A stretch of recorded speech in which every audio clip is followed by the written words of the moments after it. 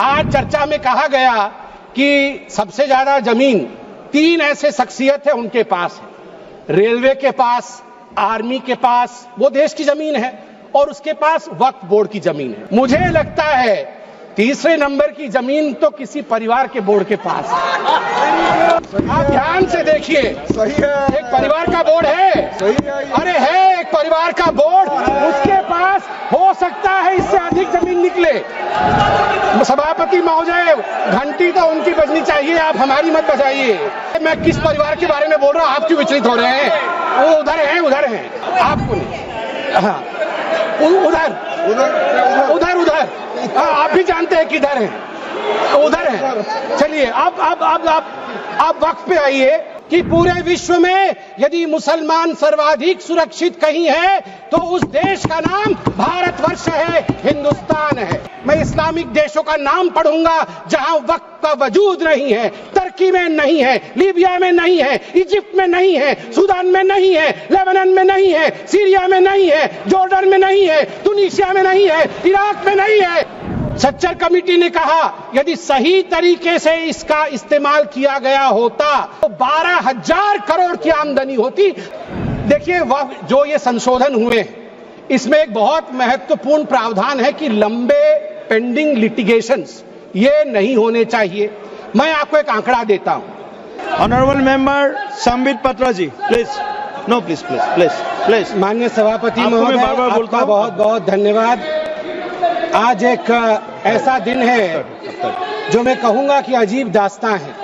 Please. मुझे एक तरफ बहुत खुशी की अनुभूति हो रही है कि एक ऐतिहासिक बिल के पारित होने के समय में आज लोकसभा में मौजूद हूं, और वहीं मुझे दुख की भी अनुभूति हो रही। हम सब भारत के बच्चे यहां बैठे हैं और यहां तकरार 2 पक्षों के बीच इसको लेकर हो रहा है कि क्या भारत का एक पक्ष मुसलमानों के अधिकार को छीन लेगा? क्या भारत का एक पक्ष मुसलमानों को कहीं न कहीं डरा रहा है? क्या मुसलमान आज भारत में सिमट कर रह रहा है? सभापति महोदय, मैं आज सीना ठोक के कहना चाहता हूं कि पूरे विश्व में यदि मुसलमान सर्वाधिक सुरक्षित कहीं है तो उस देश का नाम भारतवर्ष है, हिंदुस्तान है। मैं एक छोटी सी कविता पढ़ना चाहता हूं गया प्रसाद शुक्ल स्नेही जी का। किसी को नहीं बनाया दास, किसी का किया नहीं उपहास, किसी का छीना नहीं निवास, किसी को दिया नहीं त्रास, वही हम है भारत संतान, वही हम है भारत संतान। किसी का कुछ छीना नहीं है, हमेशा दिया है। जो शरणार्थी बन के आया है उसको गले से लगाया है। और केरल की बात हो रही थी, मैं धन्यवाद देता हूं केरल की भूमि को, प्रणाम और वंदन करता हूं केरल की भूमि को। वहीं से आदि शंकराचार्य जी भी आए और केरल की भूमि में कोडंगलूर तालुक के मेथला गांव में स्थित है भारतवर्ष की पहली मस्जिद चेरामल जुमा मस्जिद। और चेरा राजा चेरामल पेरुमल ने इस मस्जिद के लिए जगह स्थान दिया था। यह है भारत का कल्चर, यह है भारत माता। और इस भारत के ऊपर आप संदेह दिखा रहे हैं। क्या स्थिति है आज वक्फ को लेकर इस्लामिक देशों में? क्या वक्फ प्रॉपर्टी इस्लामिक देशों में है? मैं इस्लामिक देशों का नाम पढ़ूंगा जहां वक्फ का वजूद नहीं है, तुर्की में नहीं है, लीबिया में नहीं है, इजिप्ट में नहीं है, सूडान में नहीं है, लेबनान में नहीं है, सीरिया में नहीं है, जॉर्डन में नहीं है, तुनीसिया में नहीं है, इराक में नहीं है। भारतवर्ष में वक्फ बोर्ड है। वक्फ प्रॉपर्टी को कानूनन सुरक्षा, लीगल प्रोटेक्शन दिया गया है। उसके बाद भी हंगामा क्यों है बरपा? उसके बाद भी हंगामा क्यों है बरपा? मैं पूछना चाहता हूं, क्या गुनाह है मोदी जी का? क्या गुनाह है हमारा गुनाह सिर्फ इतना है कि हम सबका साथ चाहते हैं, हम आगा खानियों का साथ चाहते हैं, हाँ हम बोहरा समाज का साथ चाहते हैं, हम पसमंदा समाज का जो पिछड़ा वर्ग है मुसलमान समाज में उसका साथ चाहते हैं, हाँ हम चाहते हैं महिलाओं का रिप्रेजेंटेशन और प्रतिनिधित्व हो। क्या ये गलती है? क्या मोदी जी गलती कर रहे हैं? आप बताइए। हम सबका विकास चाहते हैं, हम चाहते हैं वक्फ औलाद के अंतर्गत जब आपकी फैमिली लाइन समाप्त होती हो, उस समय अगर एक बेवा हो, उस समय यदि तलाकशुदा महिला हो, उसको नजरअंदाज करते हुए किसी भी कीमत पर प्रॉपर्टी जो है वो वक्फ पे पास नहीं जानी चाहिए। ये अगर मोदी जी सुरक्षित महिला को सुरक्षा दे रहे हैं, सुनिश्चित कर रहे हैं, तो किसी को क्या दिक्कत हो रही है। मैं यहां कहना चाहता हूं, जहां तक दान, क्योंकि वक्फ का मतलब दान होता है और हर धर्म में, मेरी बहन अभी सिख धर्म के विषय में बता रही थी, मंत्री जी भी सिख धर्म के विषय में बता रहे थे, सेवा और दान, इसके आधार पर सिर्फ धर्म आज देश का विदेश में जाना जाता है। हिंदू धर्म, ईसाई धर्म, सब में दान का महत्व है। आदि शंकर ने आज से हजारों वर्ष, केरल के लोग भी सुन रहे हैं, मैं कहना चाहता हूं, भज गोविंदम में दान के लिए क्या कहा था? गेयं गीता नाम सहस्त्रम ध्येयं श्रीपति नाम ध्येयं श्रीपति रूपमजस्रम नेयं सज्जन संगे चित्तं देयं दीन जनाय जवित्तम। दीन जनों को, गरीबों को वित्त दान करो, ईश्वर मिलेंगे। भगवान का नाम लो, गीता का ध्यान करो, ईश्वर मिलेंगे। और वही इस्लाम में भी ज़कात, सदका और सदके जरिए के नाम से जिक्र किया गया है। वक्फ जो दान की जमीन और पुण्य के लिए, परमार्थ के लिए, धर्मार्थ के लिए वक्फ बनाया गया है। वक्फ के बोर्ड में आज जो लोग कह रहे हैं कि वक्फ एक्ट में ये जो अमेंडमेंट है ये अनकॉन्स्टिट्यूशनल है, ये किस आधार पे कह सकते हैं? 1995 में वक्फ एक्ट आया, मतलब उससे पहले से चल रहा था। 1995 एक्ट के अंतर्गत अभी हम चल रहे हैं।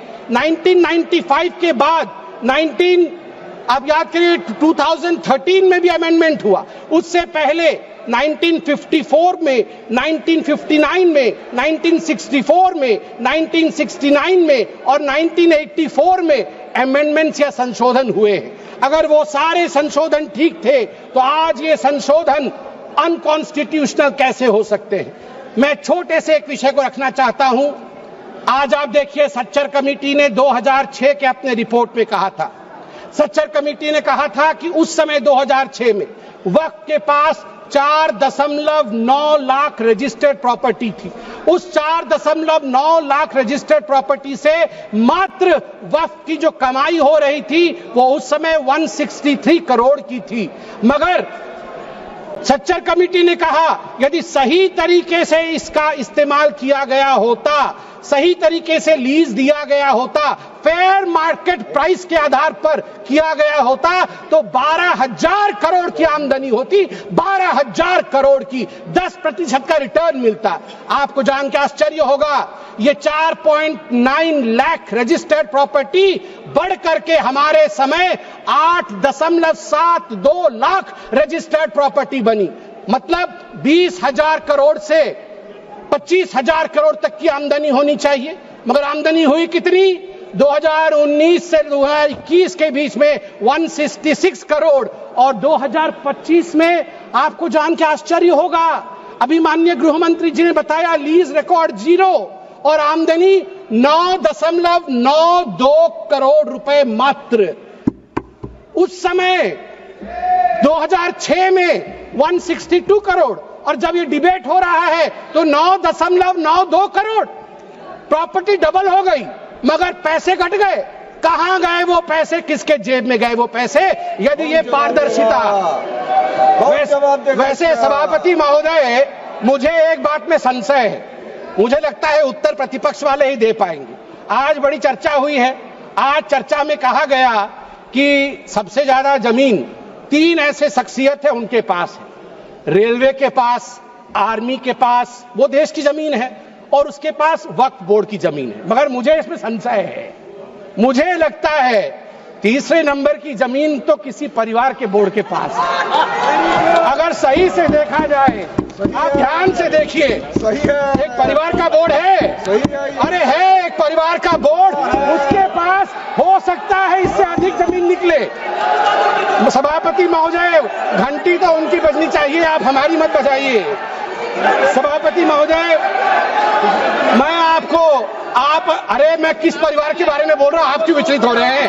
वो उधर हैं अब आप चिंता मत करें, उधर हैं, आपको नहीं।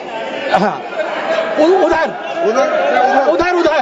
आप भी जानते हैं किधर हैं, उधर हैं। चलिए आप वक्त पे आइए। देखिए जो ये संशोधन हुए हैं, इसमें एक बहुत महत्वपूर्ण प्रावधान है कि लंबे पेंडिंग लिटिगेशंस ये नहीं होने चाहिए। मैं आपको एक आंकड़ा देता हूं, लंबे समय तक चल रहे कानूनी मुकदमे जो पेंडिंग लिटिगेशंस 2013 में 10,380 केसेस थे, जो 2025 में बढ़ करके 21,618 केसेस हो गए। अनाधिकृत घुसपैठ एनक्रोचमेंट, ये सुनिएगा सभापति महोदय और सभी सदस्यों को कहूंगा, वमसी पोर्टल में टोटल एनक्रोचमेंट के केस 58,890 है।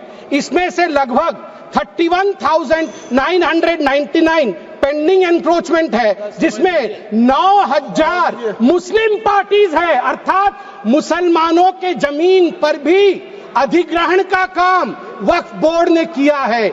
इसलिए जो ये बिल के बारे में आज हम चर्चा कर रहे हैं, मुसलमान भी पीड़ित है, इसलिए बिल से संरक्षण मुसलमान को भी मिलेगा और पूरे हिंदुस्तान के सभी कौम को मिलेगा। मैं अंत में इतना ही कहना चाहता हूं कि सेक्शन 40 को लेकर आज जो कहा गया, मैं बस 30 सेकंड में समाप्त करूंगा।